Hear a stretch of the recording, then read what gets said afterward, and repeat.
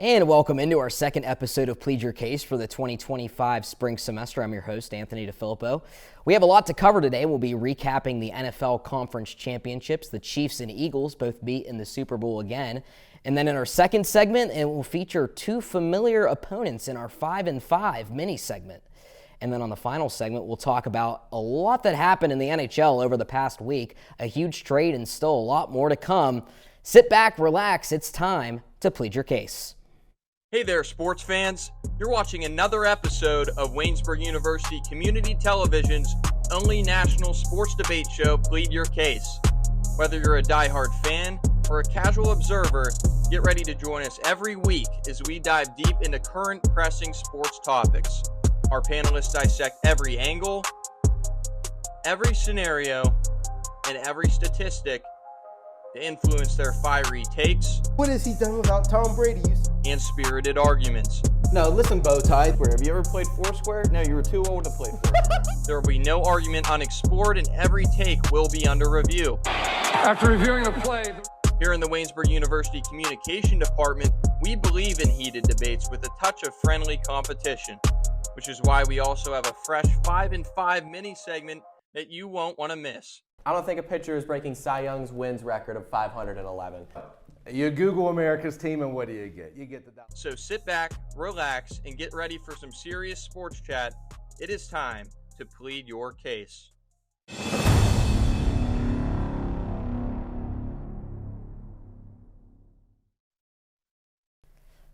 And welcome back into Plead Your Case. It's the start of the main panel. I'm your host, Anthony DeFilippo, joined by my panelists, Dean Shazer and Tyler Aaron. Today, we're talking about the Super Bowl, the Kansas City Chiefs and Philadelphia Eagles return. Let's talk about the conference championships. Dean, the Eagles-Commanders game wasn't a close one. What'd you think? 55-23, but for a good stretch there, especially in the first half, you had a close game. You had a two-possession game coming out of halftime.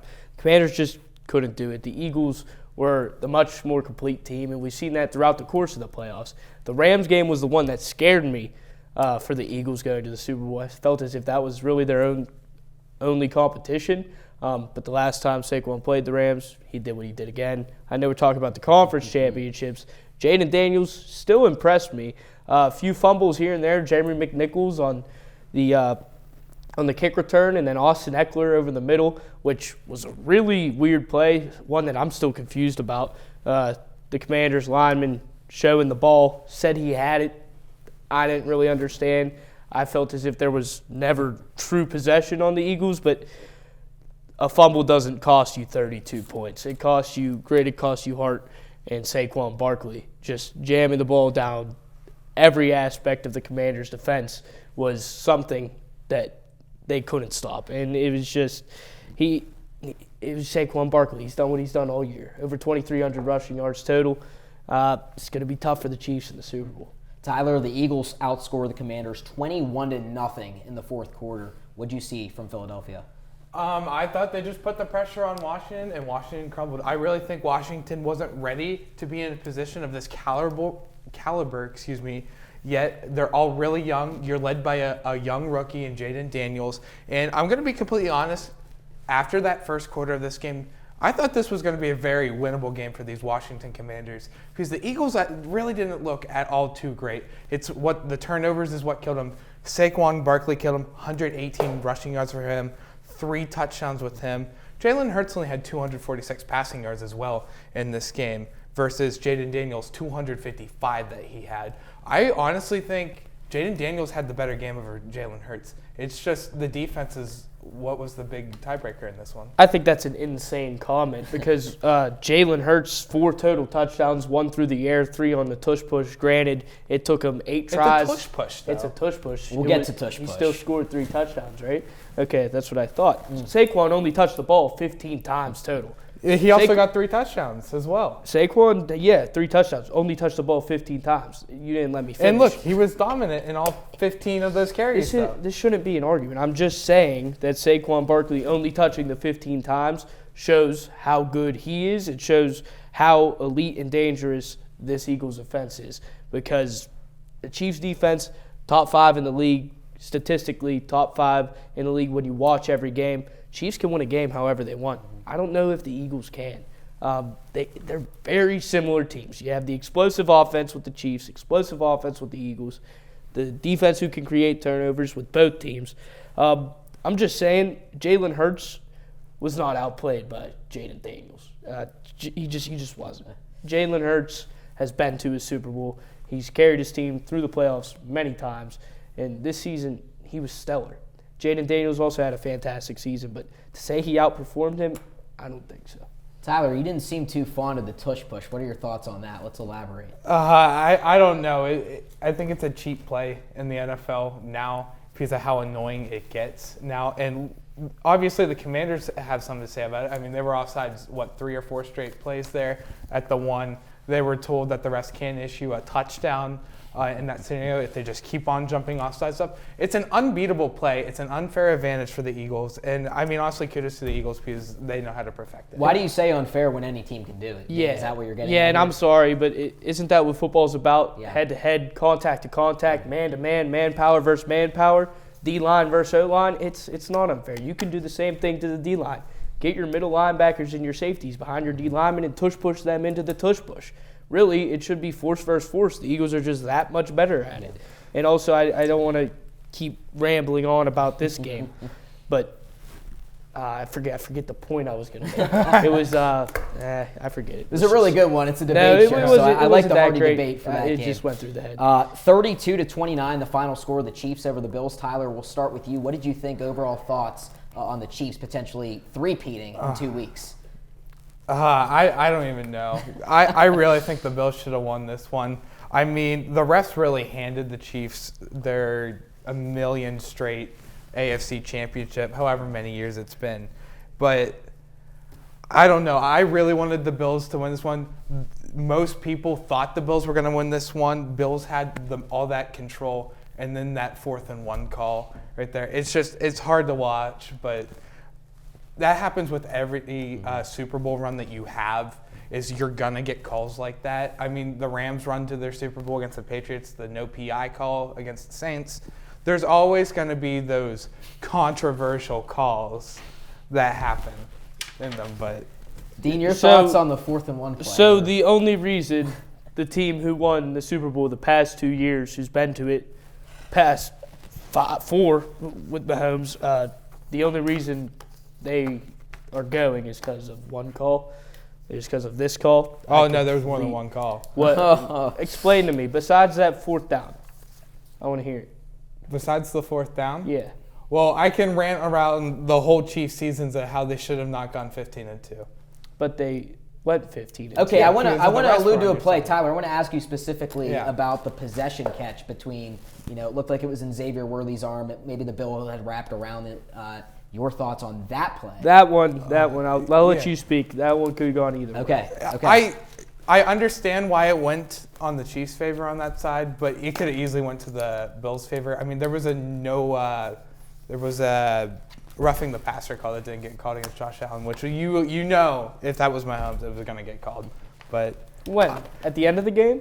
no, like the beginning of the 3rd quarter. It was like beginning of the Bills' like 2nd possession. Of I the don't quarter. remember it. Sorry, I just seriously don't remember it. But the possession, a lot of people were arguing that it hit the ground. Yeah, it hit the ground, but the new rule is if it's Right. clear possession Yeah. and the ball touches the ground, that's a non-factor. Yeah. And Worthy did outmuscle him on the ground. That's why I was so confused about the Commanders play when the lineman came up with it, but possession was already Eagles. That one was really mind-boggling to me. But Josh Allen, we have to feel for Josh Allen. In his last 3 playoff games against the Kansas City Chiefs, listen to this. 931 total yards, 9 touchdowns, a 0 interception, 0 turnover ratio, 9 total touchdowns for Allen. He's number 1 all-time in total yards per game in the playoffs, number 1 all-time touchdowns per game in the playoffs, number 1 all-time pass touchdowns to interception ratio in the playoffs. They were up 3 points a few years ago, if you remember. Chiefs had 13 seconds to go 40 yards, and they went 40 yards in 13 seconds, ended up winning in overtime. Josh Allen actually caused a rule change in the NFL because he's such an elite quarterback that people want to see these quarterbacks go head-to-head. If it so happened that they went to another overtime game, which they really could have, 3-point game. Missed field goal last year, Tyler Bass, in the divisional. 32-29. Defense has 2 chances, 2 sets of downs to get the stop. They just don't. How bad do we feel for Josh Allen? And people are saying it's his fault. How? How is it his fault? You're averaging 310 total yards with 3 touchdowns per the last 3 games versus the greatest quarterback in our current era. Now, there's more than 3 areas that you can grade a football game by. Offense, defense, and coaching are the 3 that come to mind for me. I want to ask you guys about this as it pertains to the Super Bowl. Tyler, we'll start with you. Make sure you keep your answers a little bit shorter. Talk about the offense who you think has the edge between Kansas City and Philadelphia. Kansas City in the Super Bowl, just because I think Patrick Mahomes just has that X factor to him. I mean, looking at that quarterback matchup, Patrick Mahomes 392 for 581 this season, 3,928 yards, and then on Jalen Hurts' side, 248 for 361, 2,903 yards. Only way I can see the Eagles having that edge is on the run game with Saquon Barkley.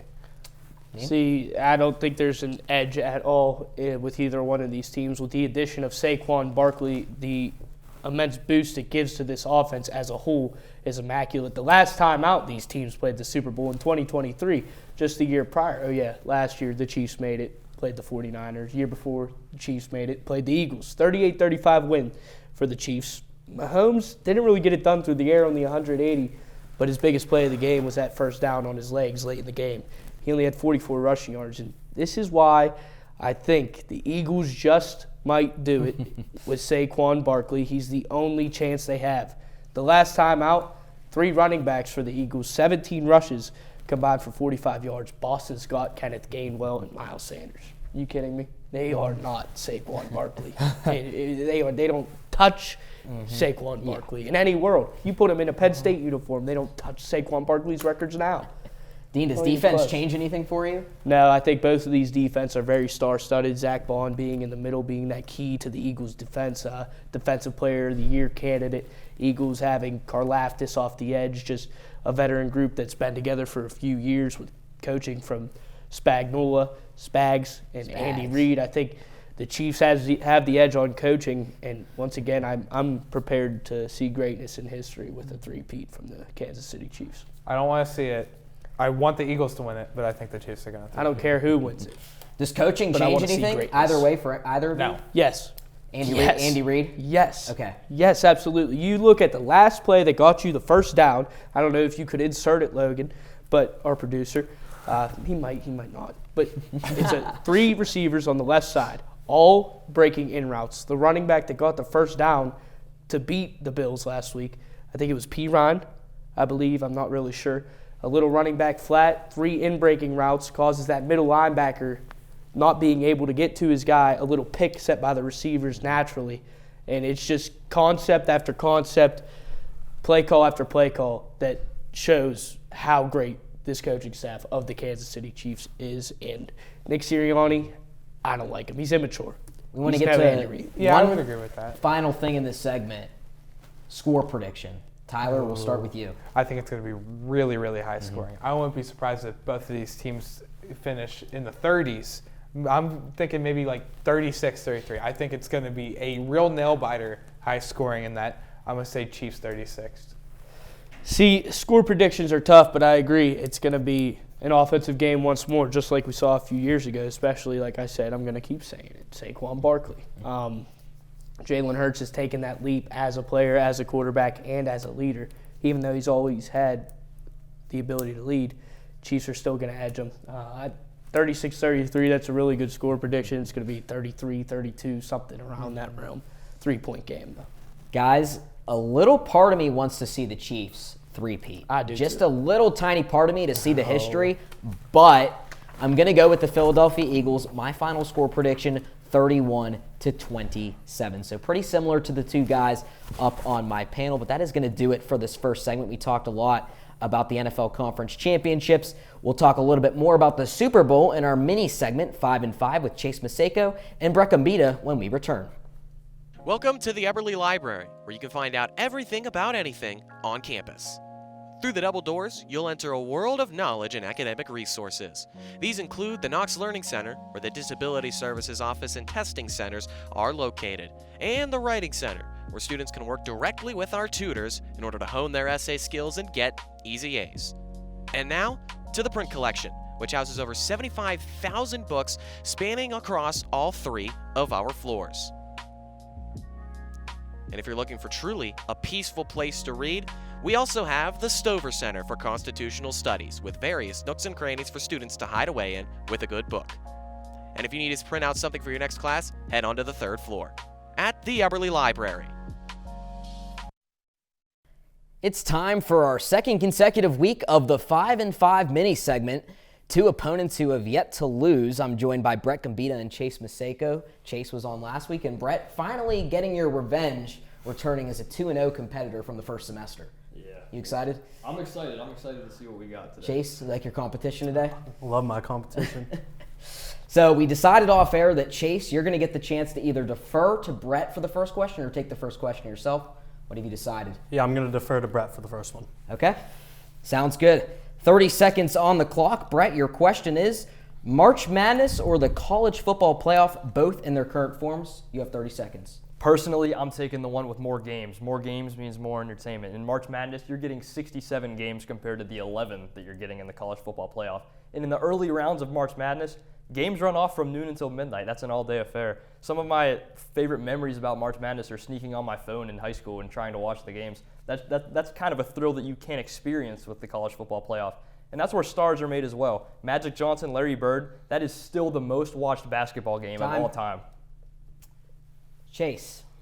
Yeah, so I'm definitely going to have to agree with that March Madness take. I think just the sheer amount of games has to be just what you're looking for. I remember sitting in high school watching Ja Morant pop off and just make his case to be a great NBA star now. You get games every single day, like we said, and we see just so much action and so much upset potential. You never see those underdogs perform in the college football playoffs, only in March Madness. All right, Chase, you get the wraparound question. Is baseball interest in the U.S., now this is Major League Baseball, rising or declining? Your 30 seconds starts now. Yeah, I definitely think Major League Baseball is increasing in popularity recently. This World Series had the most average viewers, about 15 million, since 2017 when the Astros played the Dodgers. Also, attendance is at its highest since that 2017 season. So far, baseball is on the up. MLB seems to be growing since that slack from COVID, and I think it's just going to keep growing with all the young superstars we have in the game.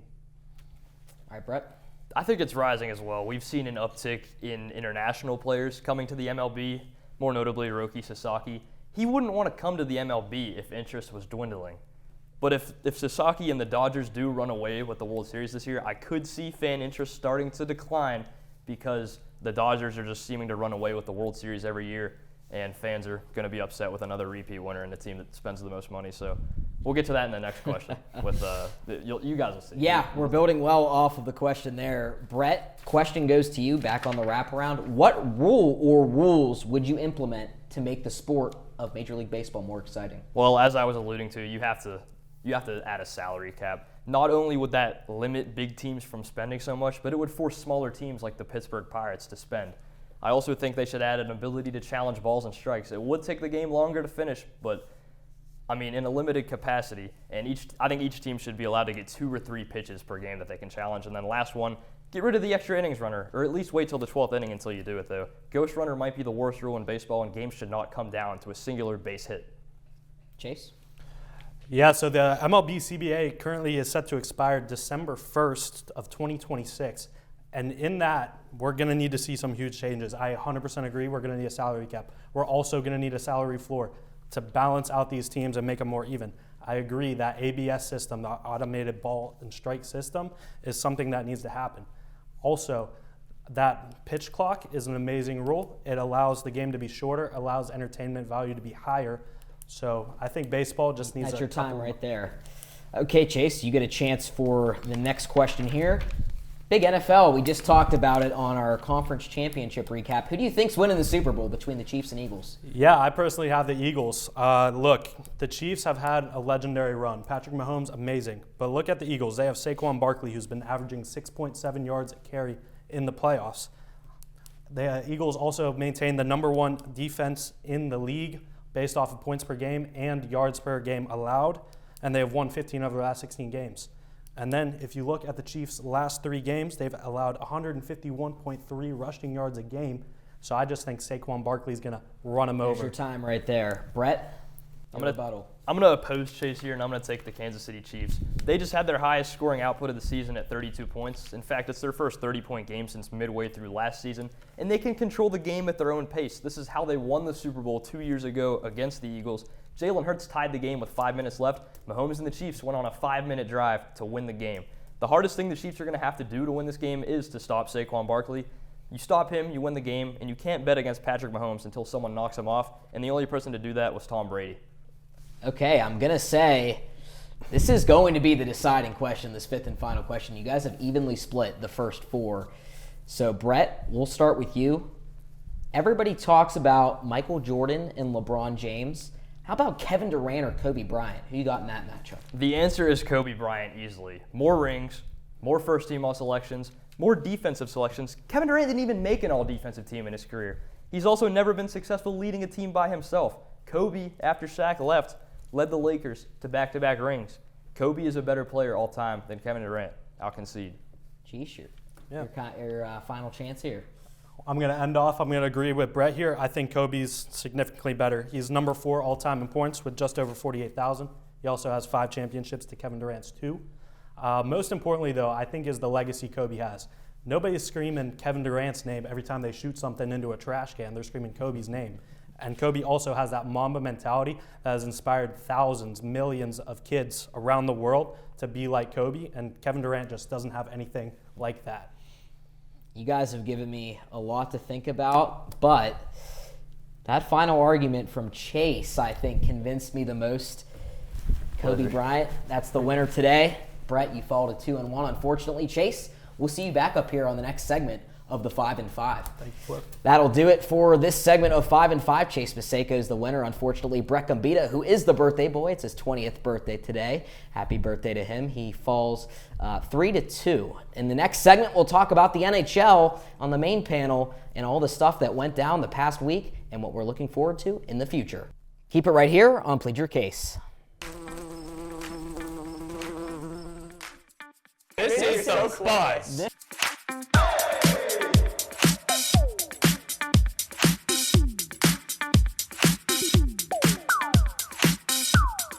Cornucopia.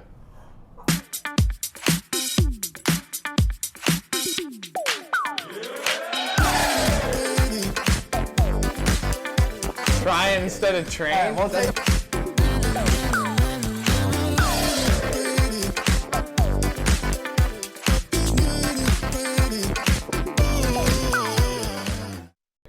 I love this show. And welcome back to the final main segment. We're talking about hockey on Plead Your Case for, what is it, the 2nd or 3rd time this year. It's because something major happened last week in the NHL, a 3-team trade between Carolina, Chicago, and Colorado. Let me read this off for you because there's a lot of different moving parts. So the Carolina Hurricanes acquired Mikko Rantanen and Taylor Hall. Carolina sent Martin Necas, Jack Drury, and a 2025 second-round pick, a 2026 fourth-round pick to the Avalanche. Chicago was the martyr, as you can say, in this entire thing. A 2025 third-round pick they got from Carolina and a Swedish prospect, as well as retaining half of Rantanen's contract. So a whopper, Dean Shazer and Tyler Aaron. Tyler, we'll start with you. Your overall thoughts on the deal? Well, I just got to say, this was shocking to me. I really didn't think Rantanen was going to leave Colorado's all. And he even said a few days later to a Finnish newspaper that he was willing to sign a contract under market value to stay with Colorado. So it definitely was a shock. I guess Colorado just didn't think a deal was going to get done. And I understand you want to get something if you're giving up a player like that. We obviously saw the Penguins do that last season with Jake Getzel as a pending free agent. you deal him to Carolina, get something back from that. I just wasn't expecting this to have 2 in the top 10 point scorers in the NHL get traded, having Martin Necas go to Colorado and Mikko Rantanen go to Carolina. It's shocking to me. I wasn't expecting it. I actually didn't even see this happen right away because I was too busy transferring my phone data to another phone. So I didn't even get to see this till like midnight. I couldn't believe it. I couldn't believe it. I actually think it was you that told me. Yeah, about we the were trade. literally in the same room reacting to the details live. It was. I'm not going to say unbelievable, but this is one of the biggest trades in NHL history, especially from recent memory. To happen this early in the happen season. in season. I can't think of Happen in anything season. bigger. No. Like that's happened in season. A like 3-team this. deal, they don't happen like this where all 3 teams kind of exchange Yeah. players, and this happened this season in January. Especially when you're talking about Mikko Rantanen, a guy who just pretty much was the Malkin to McKinnon's Crosby in their Stanley Cup run a few years ago. Yep. However, Malkin has won the playoff MVP before. Right. But that's not to mention. Just a star-filled trade. Rantanen and Hall. Hall's not what he used to be, but he's still Taylor Hall. He's a guy with veteran experience, a guy that you can put on your third or fourth lines, and he's just going to help facilitate and help move that line around as a whole. Martin Necas, I thought they did it initially to get younger. Mikko Rantanen, not as old as I thought he was. Necas older than I thought he was. Rantanen only 28, Necas only 26. So that age difference really isn't much in the NHL because hockey players' longevity is up there compared to other sports, hockey and MLB. Tyler, if you're Chicago, why do you retain half of Mikko Rantanen's contract? Can you try to make that make sense for us? Well, I heard about the Blackhawks is they were actually selling Taylor Hall for less than a third-round pick. So the fact that Carolina offered that third-round pick helped kind of facilitate the trade. And it's honestly funny as Blackhawks fans to say, we had Mikko Rantanen on our team for a solid 5 minutes before we traded him to Carolina for a third-round pick. He's on their payroll. Yeah, and he's on their payroll too, which it's funny. I remember recently, like Mike Hoffman, that happened with him and when he got dealt to like San Jose and then went to Florida, I think is what it was. Yeah. So it's kind of funny as Blackhawks fans like that, and then you got a third-round pick and you got rid of a player you were selling below that market value.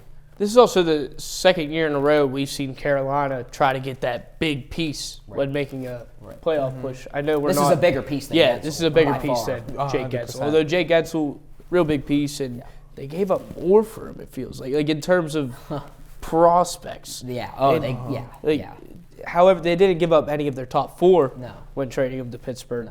But Carolina, a team in second place in the Metropolitan Division, behind a team who surprised the NHL this year.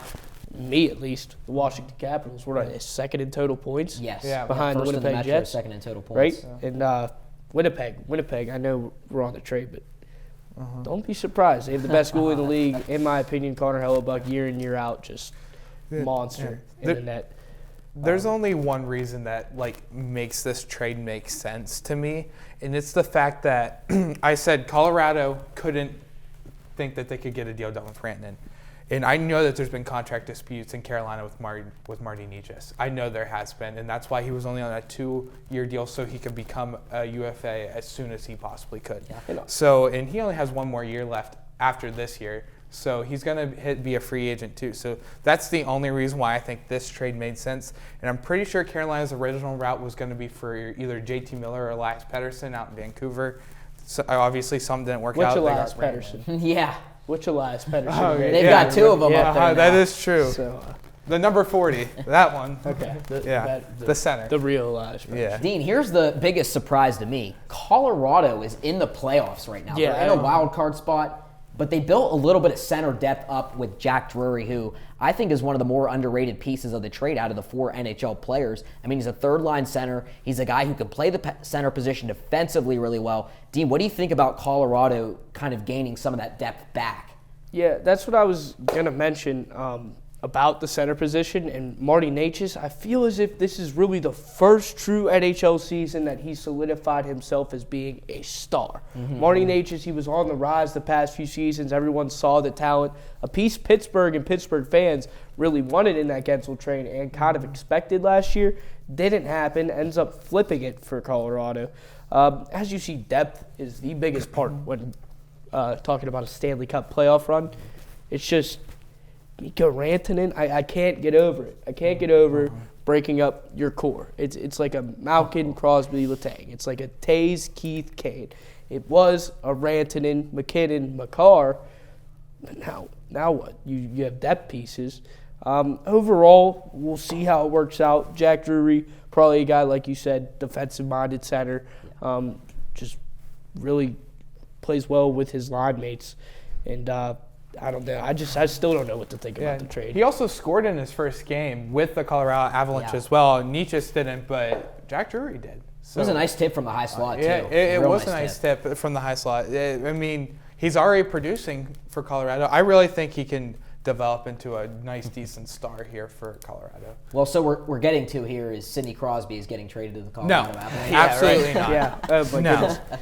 What I don't know if we're going to gear this conversation towards the New York Rangers, and we probably won't, but I just want to go like a quick 30 seconds go for about it. Say your spiel.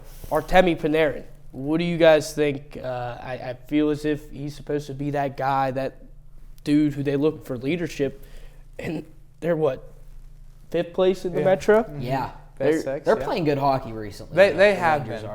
Are you imposing that they flip him?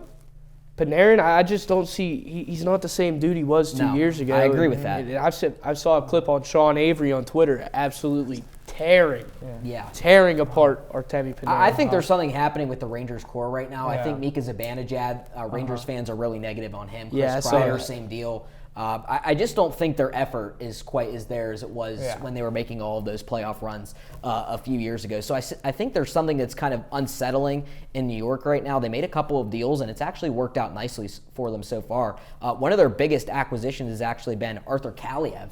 He's been playing real well since they claimed him off waivers, as well as Urko Vakanainen and Will Borgen, who they just extended the other day. So they're playing better hockey recently, are the Rangers. But let's talk about that Pittsburgh Penguins team before we run out of time in this segment. Tyler, I know you have a lot to say. What's been happening on this Western road trip? Well, we're 3-7-0 in the last 10 games. We have one more game left on that 7-game road trip. We are at Utah, and then 4 more games after that. Then you hit the Four Nations. So it's a nice, almost 2 full week break for the Penguins. But geez, we just fell apart. 20, 24, and 8 record right now. Last in the Metropolitan, 15th in the Eastern Conference. Just lost to the San Jose Sharks 2-1 the other day. Honestly, I wouldn't be surprised if Kyle Dubas is heading into this deadline with a complete fire sale mind. There's only 5 players in my mind who are on the safe list of who's not going to get dealt, and I think that's Sidney Crosby, Evgeny Malkin, Phil Tomasino, Owen Pickering, and Brian Rust. Those are the only 5 I think. So Letang and Carlson are up for grabs. I think absolutely Erik Karlsson is up for grabs. I agree. He doesn't fit into this team. He does. He's a great player, fantastic player, but he makes too many mistakes in the offensive zone that lead to offensive opportunities for the opposition. What have they been outscored? 5-1, 4-1, 2-1 the last 3 games, I believe. Yeah, and 2 of those goals came from a 38-year-old Sidney Crosby, who, by the way, is still averaging over a point per game. 53 points in 52 games for the kid, they like to call him, the 38-year-old man, myth, top 5 hockey player of all time. I don't care. That shouldn't be an argument talking in today's era, but that's not the argument. The argument is what's going to happen at the trade deadline, and I don't know if there is an argument. There's no reason not to sell. You're at the bitter end of these guys' careers.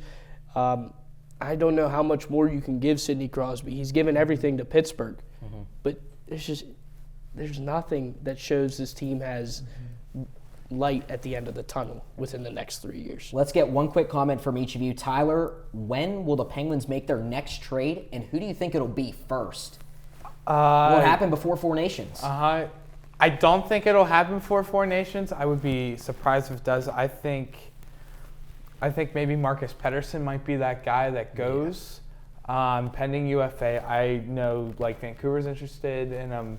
Honestly, even Erik Karlsson, I could see him getting dealt to like Florida or Vegas or something like that as a big shocker before the deadline, before the Four Nations hits. But moves I do think are coming sooner rather than later. And I think what the Penguins' plan should be is to start this rebuild process now, get those good players. I mean, Gavin McKenna is due next year. Yeah. And he's going to be the next franchise guy is what they're calling him. So if we can get a guy like that and have Crosby, Malkin, Letang, if he's still here, mentor kind of like how Mario Lemieux, Mark Recchi did when all of our main core now first came into the league, it would be a great passing of the torch moment, and we can be relevant in cup contenders for those next 15 years if we just sacrifice 3 or 4 years of like their final years in the NHL to develop the next new era of Penguins Dean, hockey. same question to you. Next trade, who's it going to be? When? Next trade, it's got to be Erik Karlsson, right? It has to be. It's someone you have to get rid of. And the contract is not great. Yeah. Even though the Sharks, what did they retain? 1.5 Yeah, 1.5 million. It's down to 10. Yeah, right now. Yeah, $10 million. Yeah, that's a lot of money in hockey, Yeah. folks. This is not the NBA where role players are getting $40 million contracts. It's just not how it happens. Stars get $10 million contracts. It's a different market. You got to trade Erik Karlsson. You got to get prospects. And like you said, I love those two mentions. Yeah. Stay within the U.S. Vegas. I could see him in a Vegas uniform. And You know who else I could Willie see? Karlsson. That might be the trigger in my brain. Is why You're I can getting see the other Karlsson. Karlsson in there. Honestly, yeah. if you dealt him to Vegas, I'd package Drew O'Connor with him. Ooh, Yeah, I agree. Doc, he's quick. He showed flashes his first 2 years, and then he just Yeah. flatlined. There's a long list of players that you can honestly attempt to deal who are on pending UFA contracts right now. So. See, I have one last question for you. I know we have to wrap this up. Make a quick comment. If it wasn't the Four Nations tournament, Yeah. and if Mike Sullivan wasn't the head coach of the Four Nations USA, would he still be the Pittsburgh Penguins coach? Yes, he would be. You do? I think Yeah. so. And I they think would so. just let it ride out until this year? Yes. Yeah. He's not the Pittsburgh Penguins coach after this year, though, right? No. Okay. I don't know. He No. is coaching the Olympics. Yeah. It's very close that's in to Steve. 2026. Very close Yeah. to Steve Kerr But and the still, Warriors. that's next basketball year. fans. I know. That's next season. Very close to Steve Kerr and the Warriors. Steve Kerr was the Olympic basketball Yeah. coach when the Warriors had a lottery pick, and Mike Sullivan, Steve Kerr, very similar people.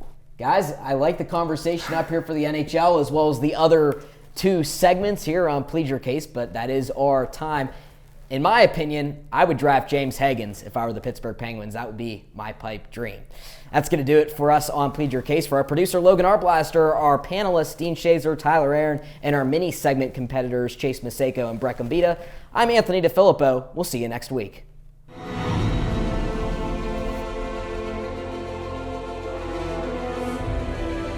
This has been a production of Waynesburg Community Television.